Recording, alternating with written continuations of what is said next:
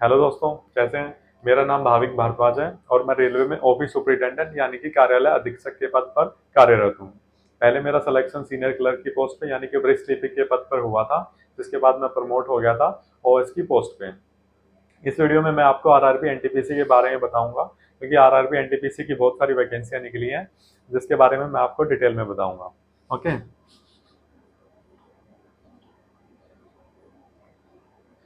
RRB NTPC की जो वैकेंसियां निकली हैं वो दो बेस पे निकली हैं। एक हमारी 10+2 के बेस पे निकली है, दूसरी हमारी जो निकली है वो हमारी ग्रेजुएशन बेस पे निकली है। ठीक है। इस वीडियो में मेनली हम फोकस करेंगे वो हमारी ग्रेजुएशन वाली वैकेंसीज पे फोकस करेंगे। ठीक है। ग्रेजुएशन बेस पे हमारी 5 वैकेंसी आ जाएंगी। ठीक है। पहली जो हमारी है वो है कमर्शियल कमर्शियल कमर्शियल कम टिकट सुपरवाइजर। Ticket supervisor. ठीक है। दूसरी जो हमारी वैकेंसी निकली है वो है हमारी स्टेशन मास्टर की। तीसरी जो हमारी है वो है गुड्स ट्रेन मैनेजर की, जिसको हम गुड्स गार्ड भी बोलते थे पहले। ओके, बाद में इसका नाम ट्रेन मैनेजर कर दिया गया था। ठीक है। नेक्स्ट जो हमारी वैकेंसी है वो है सीनियर क्लर्क की। और लास्टली जो हमारी वैकेंसी है वो junior account assistant cum typist की है। ठीक है। तो ये हमारी 5 वैकेंसियाज निकली हैं। और जो हमारी टोटल वैकेंसी है वो है हमारी 8,113, जिसमें कि सबसे ज्यादा वैकेंसी निकली है वो हमारी गुड्स ट्रेन मैनेजर की निकली है।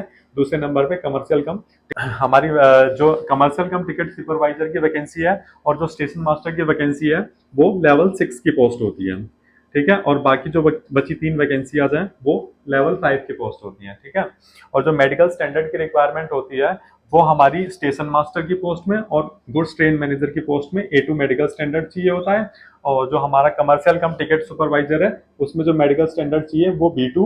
और जो बाकी बची सीनियर क्लर्क कम टाइपिस्ट और जूनियर अकाउंट कम टाइपिस्ट के जो junior account assistant cum typist की जो पोस्ट है उसके लिए जो मेडिकल स्टैंडर्ड चाहिए वो चाहिए C2। ठीक है। ठीक है, तो जो A2 मेडिकल स्टैंडर्ड होता है उसमें हमारी आई साइट होती है वो 6/6 या फिर 6/9 होनी चाहिए। और उसमें हम ग्लास का प्रयोग नहीं कर सकते हैं, जैसे कि हमारे चश्मे नहीं होने चाहिए। बट जो B2 मेडिकल स्टैंडर्ड है उसमें हमारी आई साइट 4 डायोप्टर तक। ठीक है। तो जो A2 मेडिकल स्टैंडर्ड होता है ठीक है। ठीक है। तो जो A2 मेडिकल स्टैंडर्ड है उसमें जो हमारी आई साइट है वो 6/6 या फिर 6/9 होनी चाहिए।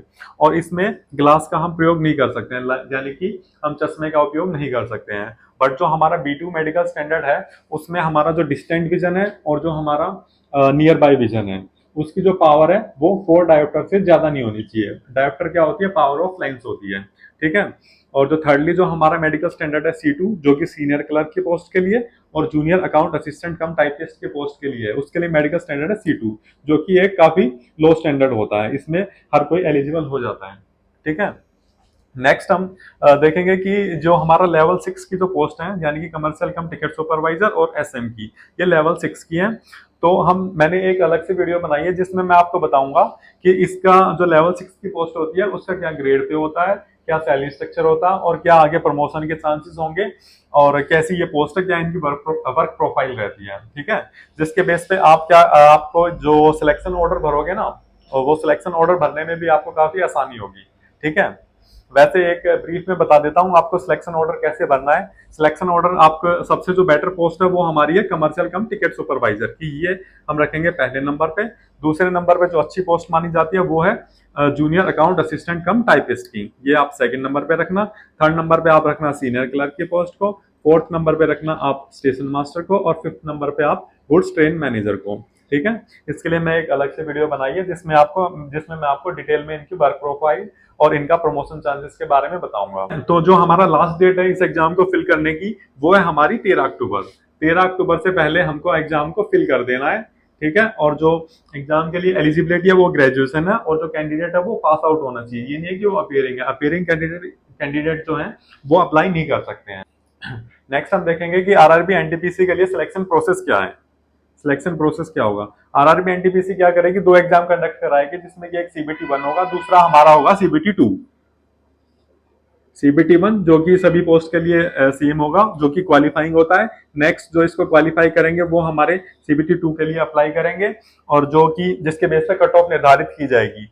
दो पोस्टें हमारी, एक तो हमारी कमर्शियल कम टिकट सुपरवाइजर, दूसरी पोस्ट हमारी गुड्स ट्रेन मैनेजर। ये जो दोनों पोस्टें हैं, इनकी जो कट ऑफ लगेगी वो इसके बेस पे लगेगी। यहाँ के बाद इन दोनों पोस्ट के लिए सिलेक्शन हो जाएगा, ठीक है, जो कट ऑफ को क्वालिफाई करेंगे।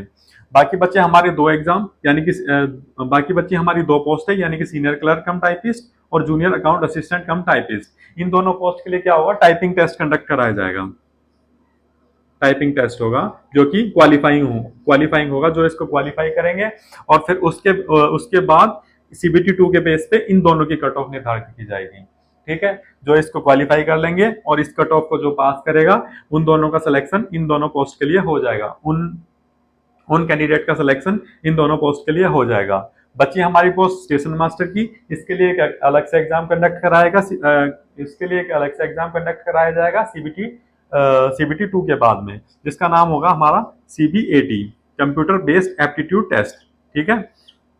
और ये जो हमारा टेस्ट है ये क्वालिफाइंग नहीं होगा, इसकी भी जो फाइनल कट ऑफ होगी उसमें इसकी भी परसेंटेज को कंसीडर किया जाएगा, ठीक है। 30% इसको काउंट किया जाएगा और 70% हमारा CBT2 को काउंट किया जाएगा। उसके बेस पे हमारी स्टेशन मास्टर की कट ऑफ लगेगी, ओके। और सिलेक्शन प्रोसेस के लिए भी मैंने एक अलग से वीडियो बनाई है, जिसमें मैं आपको डिटेल में बताऊंगा कि CBT1 में क्या आता है, CBT2 में क्या आता है, टाइपिंग टेस्ट होता है उसकी क्या स्पीड होती है और कैसे आपको टेस्ट देना है, और CBAT होता है उसमें क्या क्या आता है, उसके बारे में भी मैं आपको डिटेल में बताऊंगा। ओके दोस्तों, मैं आशा करता हूँ आपको वीडियो पसंद आई होगी। धन्यवाद।